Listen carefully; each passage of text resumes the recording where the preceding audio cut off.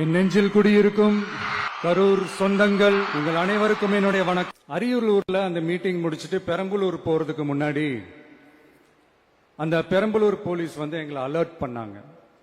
சரிங்க, கூட்டம் கொஞ்சம் ஜாஸ்தியா இருக்கு, லேட் ஆயிடுச்சு, வராதீங்க அப்படின்ட்டு.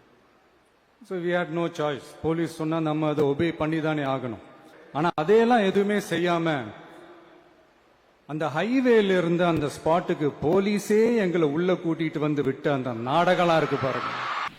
அதாவது அரியலூர் கூட்டம் முடித்து விட்டு பெரம்பலூர் கூட்டம் போகிற சமயத்தில் கட்டுக்கடங்காத கூட்டம் இருப்பதால் இன்னொரு நாள் அங்கு நீங்கள் போகலாம், இப்போது நீங்கள் போனால் அங்கு கட்டுப்படுத்துவது சிரமம் என்று காவல்துறை அதிகாரிகள் தவிர்த்ததாகவும் அந்த யோசனையை தான் ஏற்றுக்கொண்டதாகவும், அதே மாதிரி கரூரில் இருந்த போலீஸ் அதிகாரிகள் நினைத்திருந்தால் தடுத்திருக்கலாம் அல்லவா, நாமக்கல்லை நான் முடித்துவிட்டு புறப்படும் போதே சொல்லி இருக்கலாம் அல்லவா, உள்ளே வரை என்னை கொண்டு வந்து ஏன் விட்டிருக்க வேண்டும்,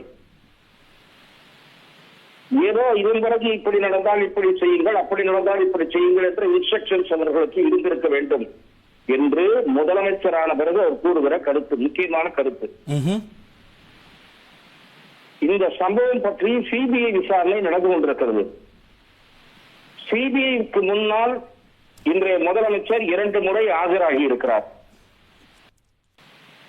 இந்த கட்சி ஏற்கனவே சிபிஐயிடம் அவர் தெரிவித்திருக்கிறாரா, என்னிடம் இப்படி பெரம்பலூர் கூட்டத்தின் போது இப்படி தெரிவிக்கப்பட்டது, அப்படி கரூரில் குறிப்பிடப்பட்டிருந்தால் நான் போயிருக்க மாட்டேன் என்று தெரிவித்திருக்கிறாரா என்பது தெரிய வேண்டும்.